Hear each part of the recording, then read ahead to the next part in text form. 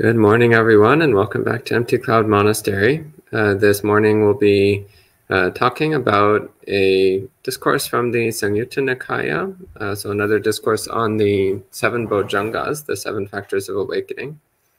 So first we can start by paying homage to the Buddha, and then I'll start going through the discourse. Namo tassa bhagavato arahato samma sambuddhassa. Namo tassa bhagavato arahato samma sambuddhassa. Namo tassa bhagavato arahato samma sambuddhassa. Buddhang dhammang sanghang namasami.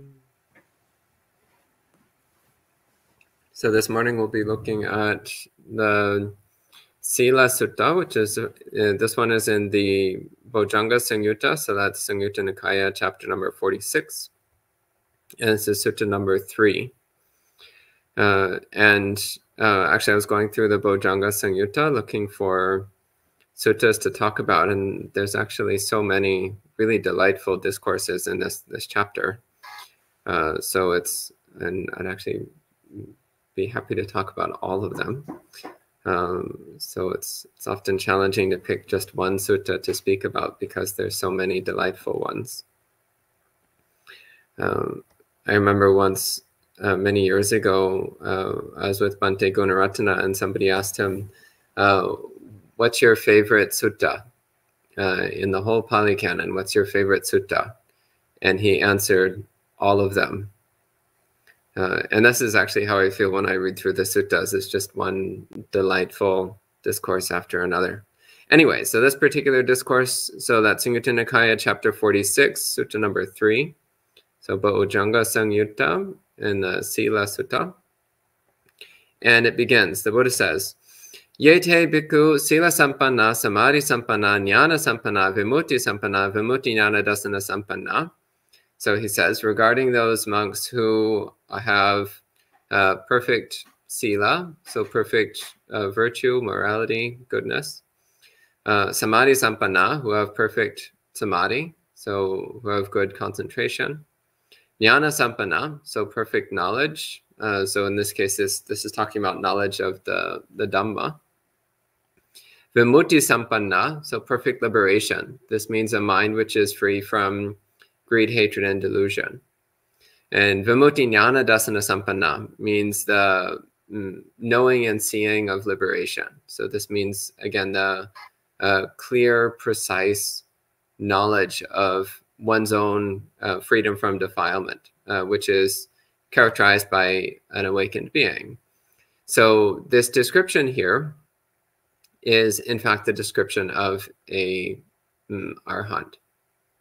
So an arhat is someone who has perfect morality, perfect concentration, perfect knowledge, perfect liberation, and clear knowledge and vision of their own liberation. The Buddha here he's already setting a relatively high standard in that, unfortunately, arhants are relatively rare these days. They're not the easiest people to find. So usually we're going for the next best thing, which is at least a relatively decent monk who maybe they don't have perfect virtue, but it's pretty good. They don't have perfect samadhi, but it's pretty good. They don't have perfect knowledge, but it's pretty good.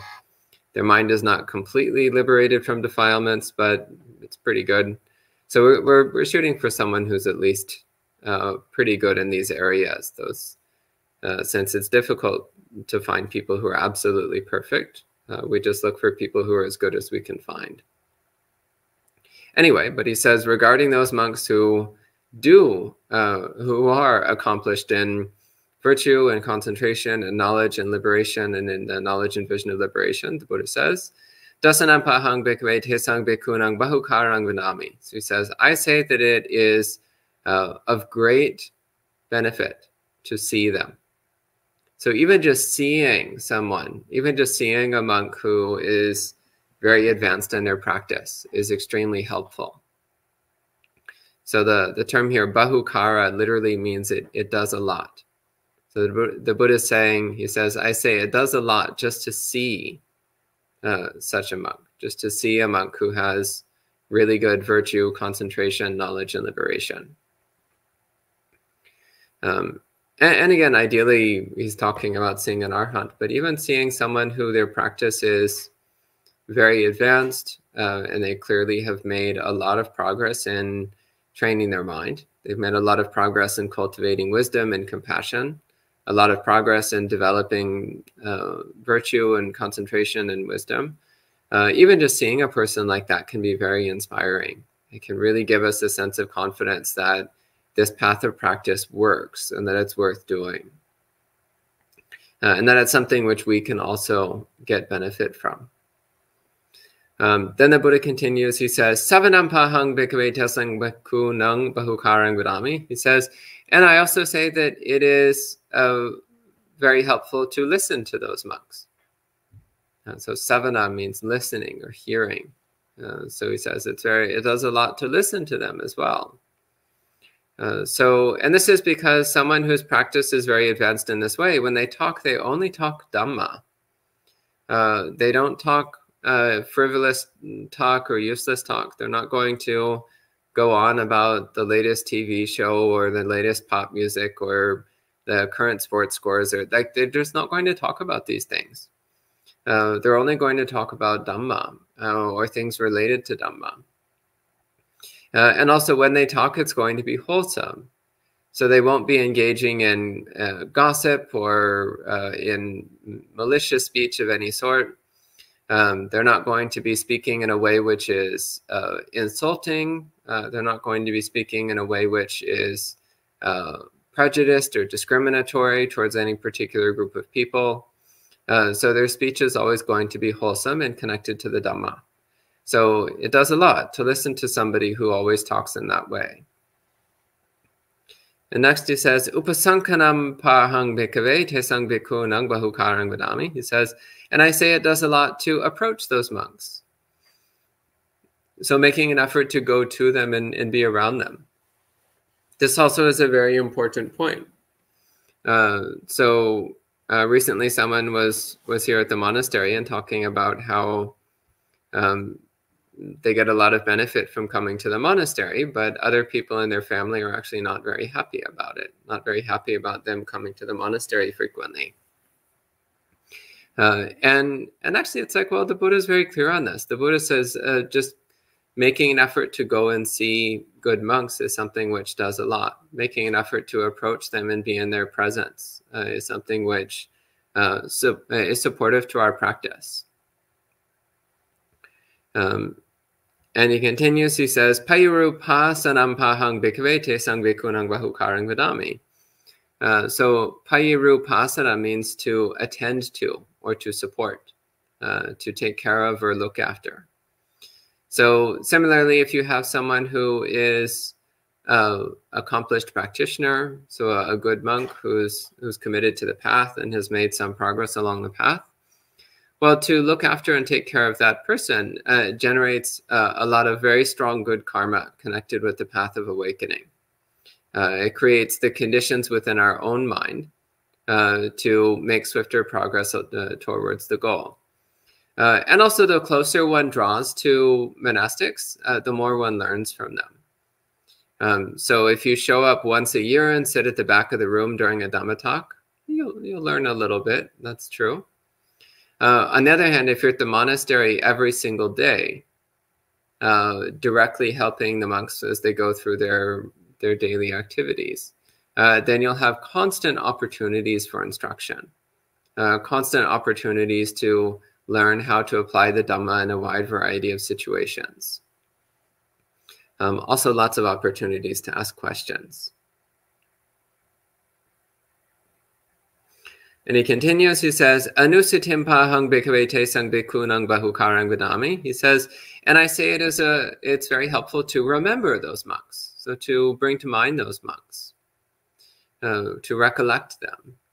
So this also is something, even if you aren't currently in the presence of good monks, if you've met monks in the past who are very inspiring, who seem to be accomplished in their practice, then you can bring them to mind. You can remember them, recollecting their good qualities, recollecting what it was about them that inspired you, or what it was about them that you want to emulate and copy in your own practice, in your own life.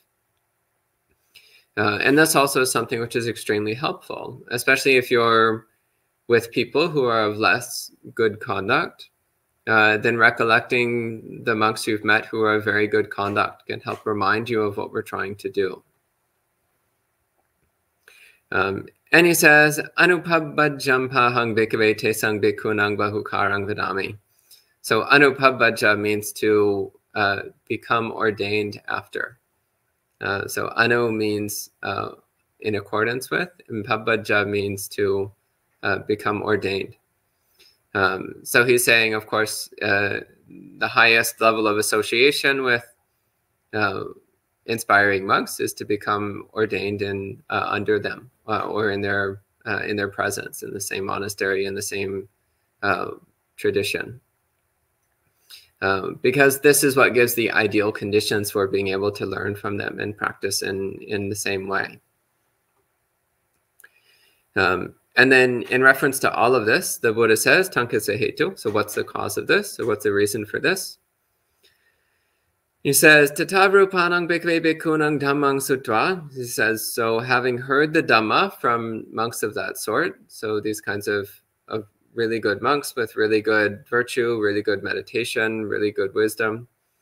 He says, having heard the Dhamma from such monks, he says, Dvayena vupakasena vupakato viharati. He says, one dwells with two kinds of seclusion.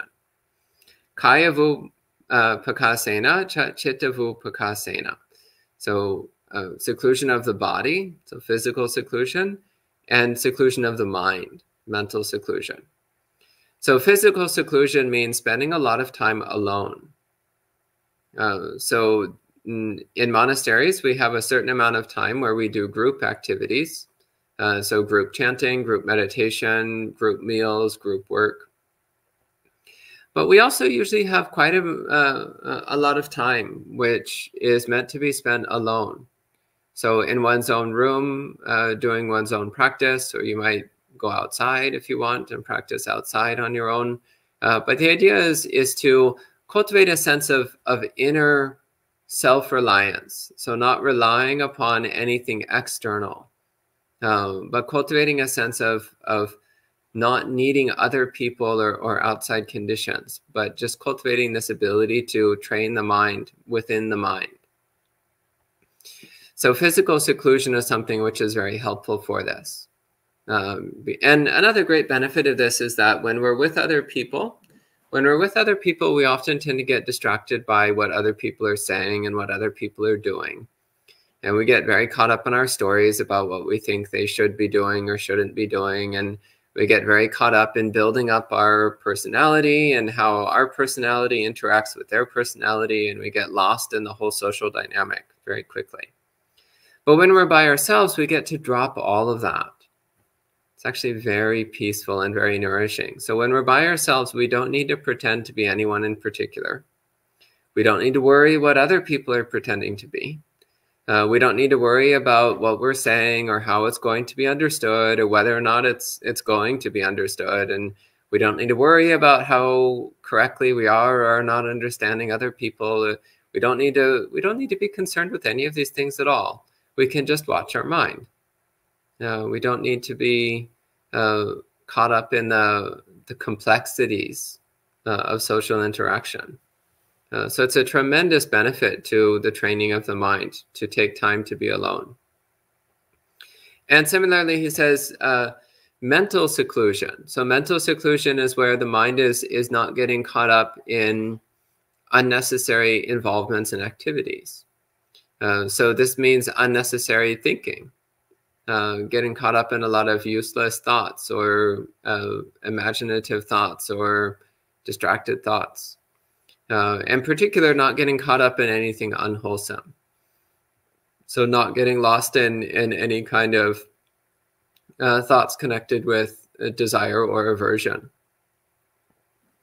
And the Buddha says, Sotato vupakato viharanto tang dhammang anusarati anuvitaketi. He says, so when one is secluded in this way, so while living in this kind of seclusion, he says, one remembers the Dhamma and thinks about the Dhamma.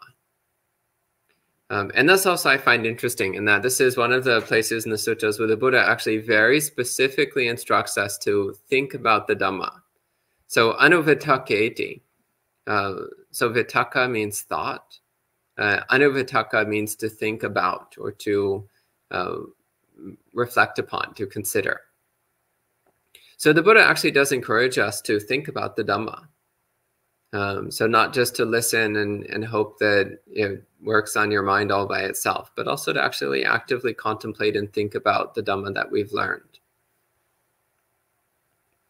And then the Buddha starts connecting this specifically to the Bojjhangas. So next he says, Yasming samaye bhikkhave bhikkhu tata vupakato viharanto tang dhammang anusarati anavitaketi. So he says, on the occasion when a monk is in seclusion and is remembering and thinking about the Dhamma, he says, Sati sambo jango tasming samaye bhikkhuno ara dohoti.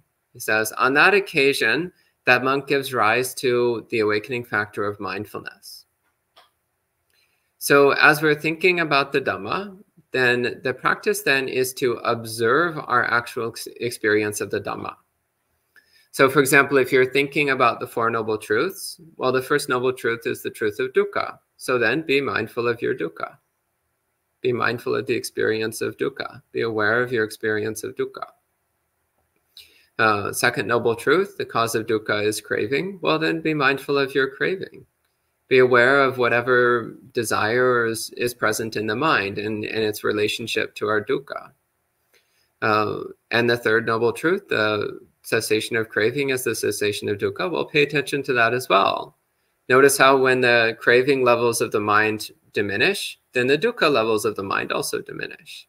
So this is an example of how by remembering and thinking about the Dhamma, we can then start to be mindful of the Dhamma. We can start to be aware in a direct way of the truth of the Dhamma.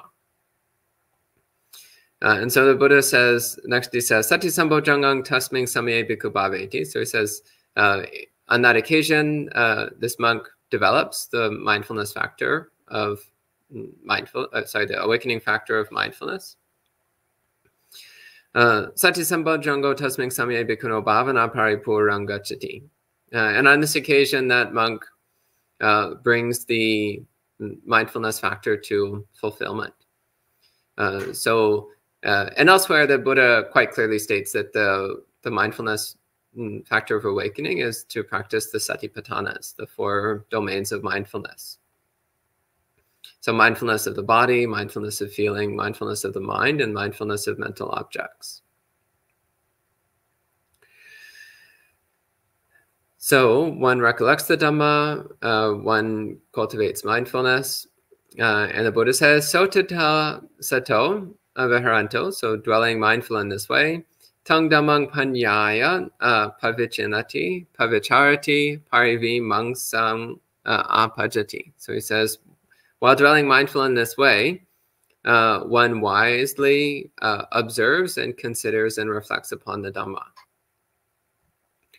Which is leading us to the next one. So the next one, he says, when one is dwelling mindful in this way and reflecting upon and considering and investigating the Dhamma, then he says, Dhamma vichaya sammojango. So the awakening factor of investigation of Dhamma, Dhamma vichaya, is produced. It's initiated.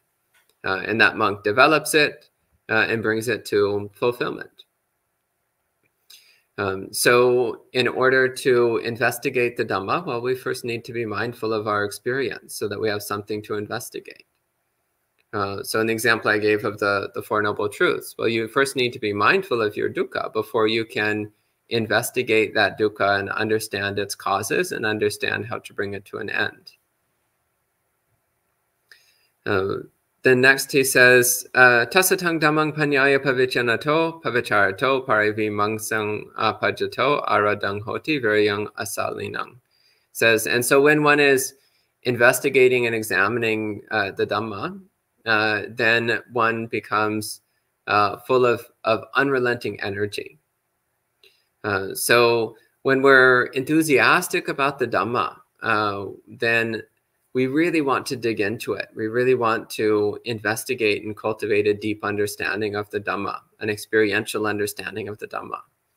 And that's exciting. And when something is exciting, then we're energized by it.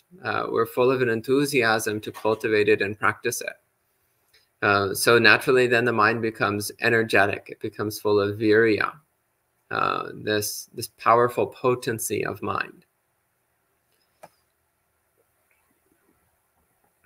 And so then that naturally leads into the next mindfulness factor, which is virya. So the Buddha says on that occasion, when one is wisely contemplating and considering and investigating the Dhamma, and virya becomes initiated, he says, on that occasion, the mindfulness factor of energy, of virya, comes into being, is developed, and comes to fulfillment. And then the Buddha says, arada viryasa upajati piti niramisa. He says, and then for one who is energetic, there arises euphoria. So piti, euphoria or ecstasy, which he says is niramisa. So it's not carnal. It's not so it's not the kind of euphoria that you get from eating a bunch of candy. It's not the kind of ecstasy that you get from watching a horror movie. This is something which is entirely spiritual. It's something which is not connected with the ordinary sensual pleasure that we're used to. So piti is this bright, joyful euphoria that saturates the body and mind, in particular when we're practicing concentration. But it also can appear at other times. So in many places in the suttas, the Buddha talks about piti arising when we are reflecting upon the Dhamma. So when we're reflecting upon the Dhamma, when we're contemplating the Dhamma, and we start to have some deeper level of understanding of the Dhamma, that can bring up this incredibly strong joy, this excitement and joy in the mind, this deep appreciation for the Dhamma itself. So normally the term the Buddha uses for this is Dhamma Sukha, so happiness connected to the Dhamma. In some places he uses the term Dhamma Piti, so euphoria or ecstasy produced by reflecting on the Dhamma or seeing the Dhamma. And in this case, he's connecting it with virya. So again, starting with mindfulness and reflecting on the Dhamma, then one has a lot of energy and enthusiasm for the Dhamma. And based upon that energy and enthusiasm for the Dhamma, one becomes full of euphoria. And so naturally that fulfills the awakening factor of piti, of euphoria, of ecstasy.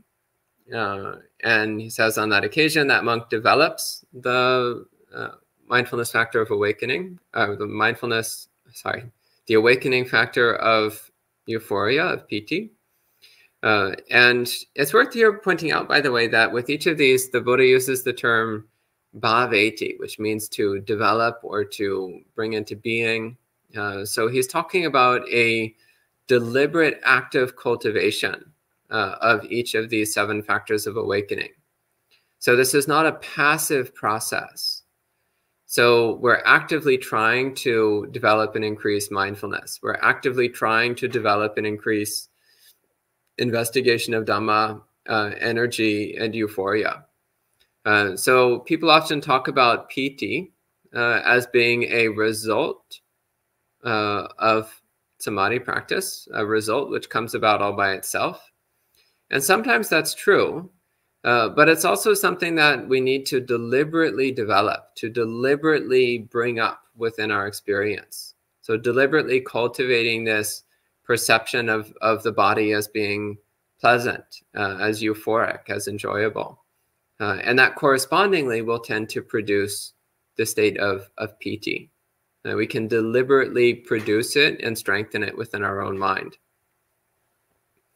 And he says, on that occasion, the monk brings to perfection or fulfillment the piti, factor of awakening, the euphoria, factor of awakening. Then he makes the statement, piti manasikayopi pasambati chittampi pasambati. Says, so when one is euphoric, then one's body becomes peaceful and one's mind becomes peaceful. And this is actually quite noticeable during meditation. So when we're really enjoying our meditation practice, then you just want to hold completely still. Because the more still your body and mind are, the more enjoyable the meditation becomes, the more sharply and clearly you'll experience that euphoria. So as this quality of piti, of this ecstatic euphoria starts to come up in our meditation, then naturally we just start to relax and hold completely still, so that we can fully manifest and experience that pleasant state of body and mind. And so he says, on that occasion, the tranquility factor of awakening comes into being, and the monk develops it and brings it to completeness. So passaddhi, the tranquility factor of awakening, this is another very important element of our practice, is cultivating tranquility. And elsewhere in the suttas, the Buddha talks about two kinds of tranquility. So tranquility of body and tranquility of mind. So tranquility of body is keeping our physical body still, relaxed, motionless. And when we do need to move, then we move in a calm and deliberate way. So not in an agitated or mindless way, but a calm and deliberate way. And similarly with the mind. So mental tranquility is keeping the mind peaceful and relaxed. And then when we do need to direct the mind towards something, when we need to think about something or plan something, then we do so in a calm and deliberate way. And then the Buddha says, pasadikayasa sukhino chittang samadhiyati. So, and this is another very important statement that we find in the suttas. So he says, pasadikayasa. So for one whose body is tranquil and peaceful. So again, he's emphasizing here the importance of having a still, relaxed and peaceful body, especially during one's meditation practice. And then he makes this very important statement. So these are 3 words, but they're not to be overlooked. The Buddha says, sukhino chittang samadhiyati. So he says, when one's mind is happy, one attains concentration. So sukhino chittang samadhiyati. So sukhino means pleasant or happy. Chittang is mind, and samadhiyati is the verb form of the word samadhi. So samadhiyati means enters samadhi or attains samadhi. So here he's emphasizing that having a happy mind is necessary for attaining awakening. It's a critical quality for attaining awakening. So here again, we're seeing a sequence here.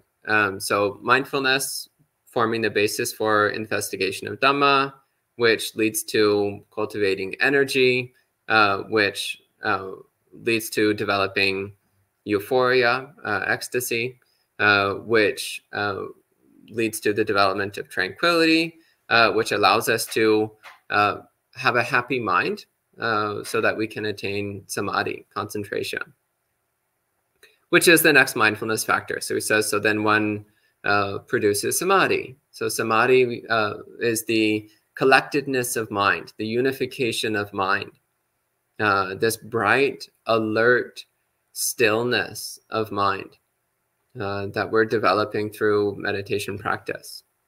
He says one develops that samadhi and brings that samadhi to fulfillment. And the Buddha says, so tata samahitang chittang sadhukang ajupekata hoti.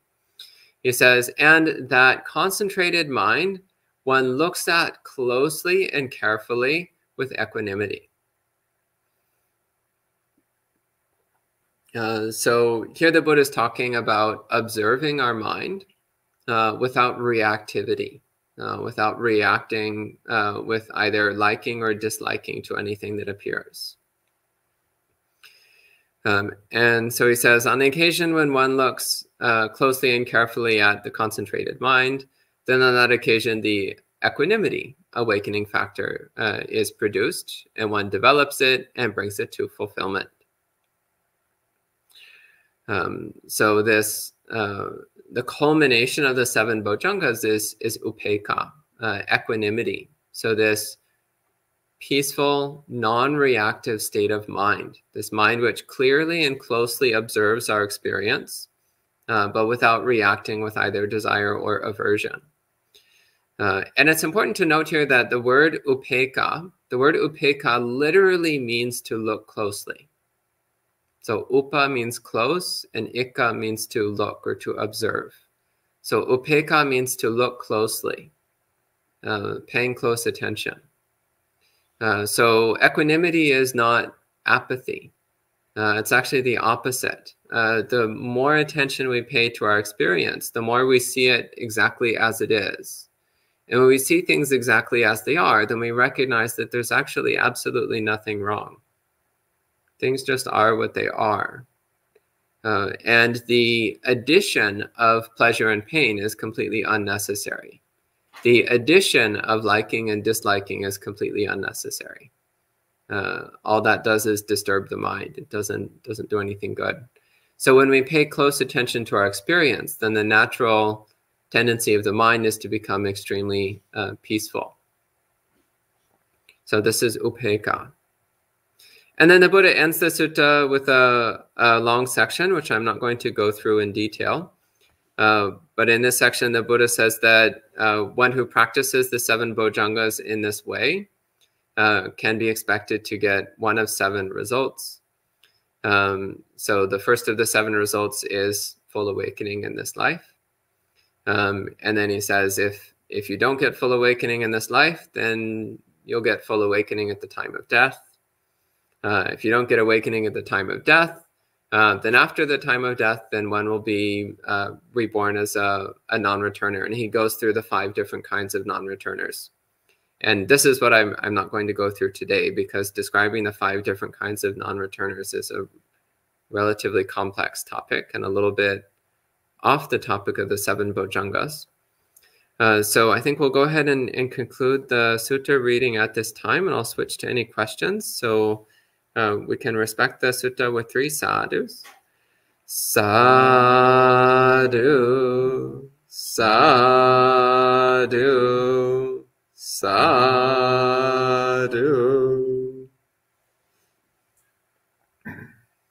So let's see what questions we have. So hello to Jayanta, John, Kumu, Amaranta, Christina, Yoel, Jeff, Lo, Manal, Bhumika, Chandrani, Naranjan, Yankee, Miguel, Andy, and Allison. Good to see all of you joining in online. And I see a few questions. So Kumu asks, do we also have to keep our back fully straight in addition to being still to experience and develop the PT factor more easily? Not necessarily, though I'm generally speaking, sitting up straight during meditation is very helpful. It's very supportive for the development of one's meditation practice. But it's actually not uncommon when one's concentration is very strong and the whole body relaxes, that sometimes the body will crumple slightly. And that's okay, as long as it doesn't like completely collapse. Like if your spine completely collapses, that's usually a sign that you're falling asleep rather than getting concentrated. But it can happen that your body crumples slightly when it becomes very relaxed, and that's not a problem. But I mean, yeah, generally speaking, having your back straight will support the development of your meditation. But don't be too rigid about this. Remember, the most important thing is the mental states that are being developed. So physical posture is meant to be a support to the development of wholesome states. But physical posture is not inherently wholesome in and of itself, but rather it's that it supports the development of a bright, alert, and peaceful mind.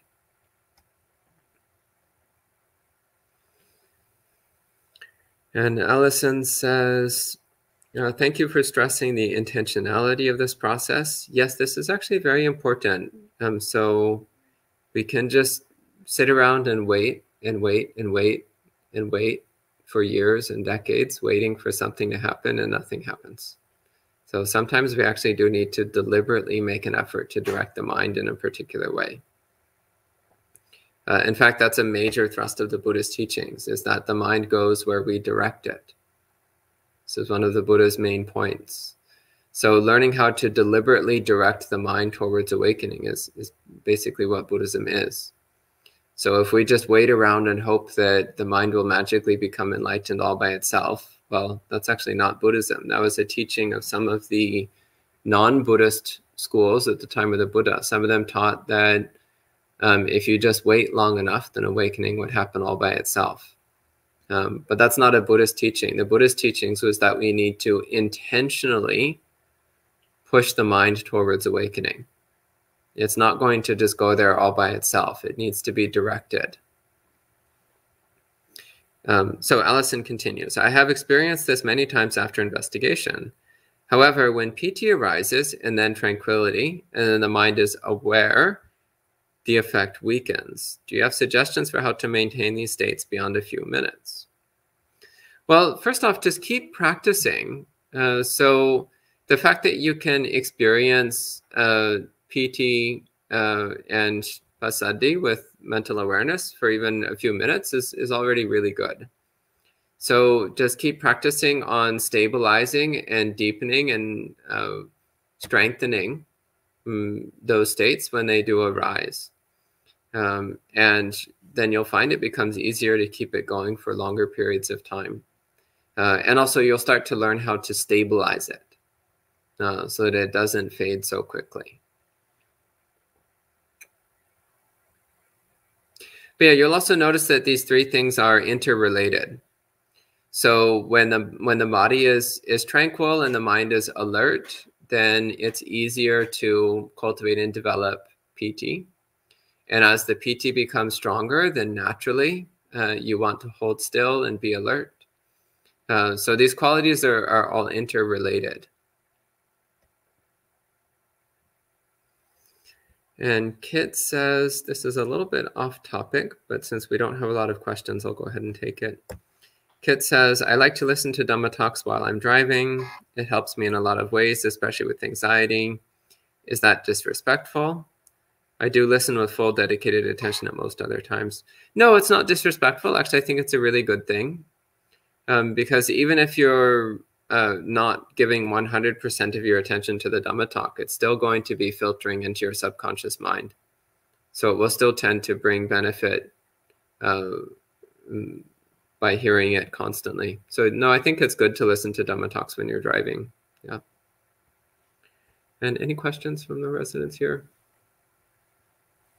Joe, you have a question? Yeah, I found myself like with sloth and torpor, going through the list, trying to stare at the light and you're still nodding off, or like trying to rub the limbs and you're still nodding off. And then it's like mindfulness of death a good situation at the time, just trying to shock the mind awake, or is it too forceful? So you need to pay attention to the effects. So sometimes that can be helpful. What I actually find mindfulness of death helpful for in my own practice is if I'm getting caught up in memories. Like if I start remembering like, oh, and then they said that and I said this and that didn't really go so well and I missed that opportunity and I didn't do it. And then it's just like, wait a minute, we're all going to die. Kind of snaps me out of it. It's like, why am I wasting my time ruminating about past memories when death is coming? What a phenomenal waste of time. So that's what I tend to use that for. So not for sloth and torpor, but rather for more like mental restlessness or getting caught in useless thinking or useless memories. So for the caveat, by the way, is with a recollection of death is sometimes the mind can become agitated. So again, we need to pay attention to the actual effects of what we're doing. So you can't necessarily just like rubber stamp out a practice like under condition A, do practice number 1. Under condition B, do practice number 2. It's not always that straightforward. We need to constantly watch the real-time effects of our choices. And so for sloth and torpor, the major things are sitting up straight, opening your eyes, using an active and interesting meditation object. Make sure you've been getting enough sleep. Often dullness during meditation is just very simply, we just haven't been sleeping enough. Often it's related to a disinterest in the meditation, which is why I say using a different meditation method, maybe one that's more active or more involved. So something like body scanning or the 4 elements or the 6 elements, something a bit more complex and involved, tends to get the mind more interested. Or something that's very joyful. So something like metta meditation or mudita meditation or recollection of one's goodness or recollection of the devas. These are all things which tend to bring up a lot of happiness. And usually practices which are joyful are innately interesting because we like pleasure. So pleasant meditation subjects are often more interesting. So some people, paradoxically, they actually find that mindfulness of death puts them to sleep because they don't like to think about death. So the mind tries to escape by switching off. It's like, we're all going to die, we're all going to, and let it. That's better. More specifically, when you were practicing, say when you were earlier in your practice and you were listening to a Dhamma talk and you were like, you noticed that you kept falling asleep during the Dhamma talk and you were worried that you might miss something really important. What would you do to keep yourself from, like, would you just let yourself, you couldn't do anything about it? Because you can't get up, because if you say your seat's too comfortable or you don't want to disturb people and you're just kind of nodding off during the Dhamma talk, what's the thing to do to make sure you don't miss something important? Yeah, sit up very straight, open your eyes wide, keep your gaze up a little bit. So when your gaze is pointed down, then your whole body will start drifting down. So keep your gaze up. So actually tilt your gaze up a little bit. So rather than having your gaze pointed down or even parallel, have it tilted up a little bit. That will also tend to keep the mind more awake. So wide open eyes and point it up a little bit. Yeah, sometimes we just have to be realistic and just be like, okay, I'm really not doing so great. So after this meditation period, I need to go and take a nap. We need to be realistic. A certain amount of sleep is necessary for the functioning of the mind. Yeah, go ahead. So just a quick comment, quick reflection on, we always pay particular attention to the flow and the order of the sutta, because I feel like there's points I would have missed otherwise because they're not random, the order. And in this case, I was just particularly struck again, like similarly to the sutta the other day. It started first with seeing a monastic.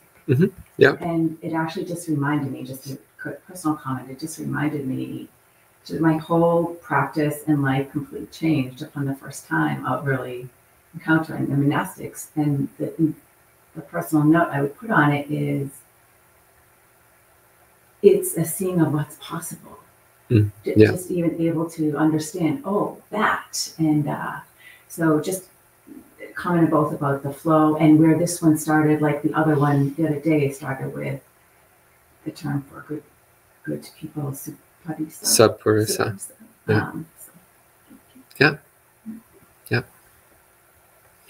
Yeah, the Buddha mentioned this in many places in the suttas. He mentions that the starting point is seeing good monks, and then from that the rest of the path starts to unfold. This is one reason why the Buddha did not allow the monastic order to be hermits. It's why we have rules which keep us in constant contact with the lay community. The Buddha did that out of compassion. Otherwise, Buddhist monks would be mostly invisible. We would be hiding out in the middle of the wilderness somewhere and nobody would ever see us. So we have a question here from online. Frank says, if there are specific instructions outlined by the Buddha, why aren't there many arhats? Well, actually what comes to mind is I remember when I was a teenager, there was a series of very popular bodybuilding videos released by Arnold Schwarzenegger. So giving very detailed and clear instructions on how to become just like Arnold Schwarzenegger. So why is the world not full of people who look like Arnold Schwarzenegger? This is Arnold Schwarzenegger 20 years ago, not how he looks these days. So why? Why is the world not full of like incredibly muscular, strong, healthy bodybuilders? We have the instructions. The instructions are very clear and detailed. Why is the world not full of Schwarzeneggers? Because nobody follows the instructions. And that's why there's not many arhats in the world. Yes, the Buddha gave very clear instructions, and no, people don't follow them. So there's not many arhats. And Allison says, so developing stability is the process of developing equanimity, keeping the mind non-reactive to piti and tranquility. So the first half of your statement, developing stability is the process of developing equanimity.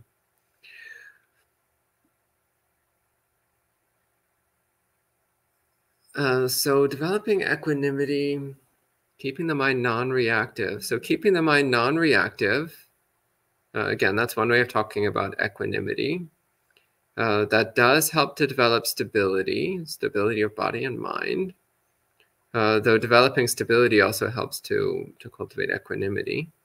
But I don't understand what you mean by non-reactive to piti and tranquility. So Allison, I'm not quite getting your question here. So if you can rephrase your question, that would be helpful. And I don't see any other questions from online. Anything else from in person here? Yeah, go ahead. Are there times when non-reactivity would impede joy? So actually, this is an important point. So as I mentioned before, we do need to make some deliberate effort to cultivate piti. So if one notices piti starting to arise, like you're starting to notice like a pleasant sensation flowing through the body while you're doing meditation practice, then as I mentioned before, it is important to deliberately try to magnify that feeling. Deliberately try to make it stronger and brighter and more euphoric, more ecstatic, more intense, like more complete. So in that sense, one is in fact responding to the experience in the sense of trying to increase wholesome states. So this is where it can be a little bit dangerous to talk about non-reactivity as something inherently good in and of itself. Because as I mentioned before, one of the major points of the Buddha's teachings is deliberately cultivating the wholesome, deliberately directing the mind towards the increase in the wholesome. So it's important not to use the teachings on equanimity as an excuse to then not develop everything else in the path, which I've seen happen. I've seen people be like, oh, my equanimity is so great that I don't mind that I have terrible samadhi, and I don't mind that I don't follow the precepts, and it's like, well, that's not practicing Buddhism, that's practicing apathy. That's actually completely missing the Buddha's instructions. And also recognizing that in the suttas, when the Buddha is giving these lists of qualities, equanimity is almost always at the top, like at the end of the list.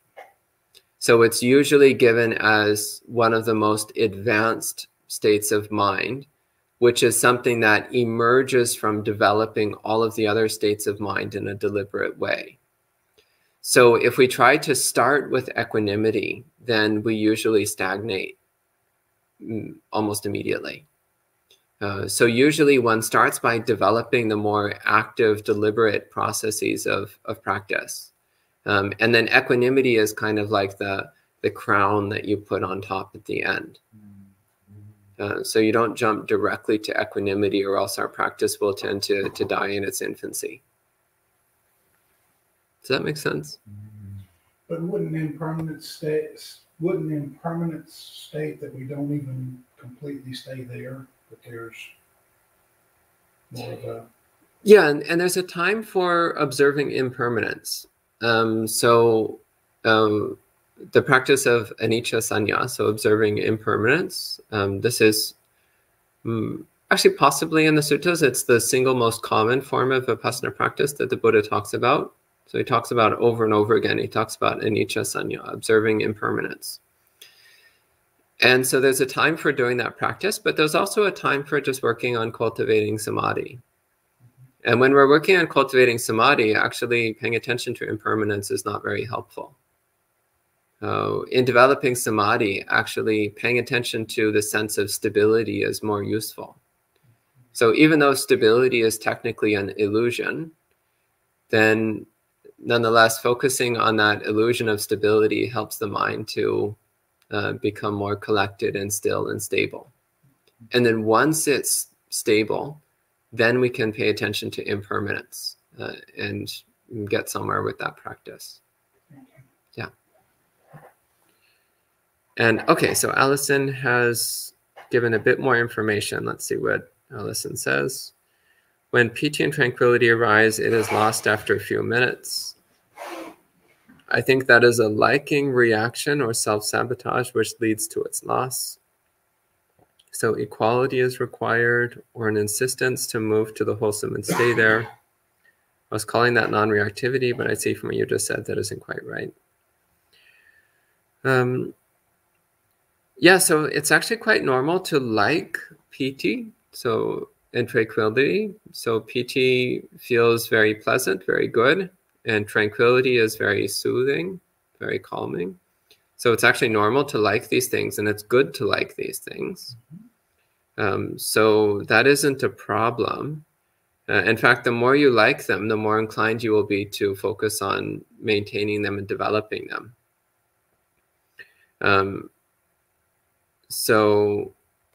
And Allison says, equanimity, not equality. Okay. So equanimity is accepting that all of these experiences are temporary. They're impermanent. So that is an important thing. So we work to develop these states of mind, but we also know that they are temporary experiences. And we also know that they're not the highest goal of Buddhist practice. They're just stepping stones along the way. So it's normal that they will arise and cease. It's normal that they'll fluctuate, sometimes weak, sometimes strong. So we still make an effort to cultivate them, and we still appreciate them when they're present. And we're also not bothered when they fade, because it's the nature of these things to eventually fade.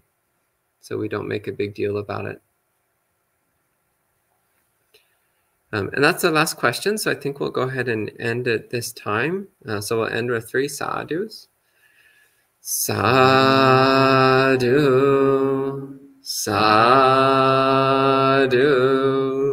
sadhu. And we'll see you all next time.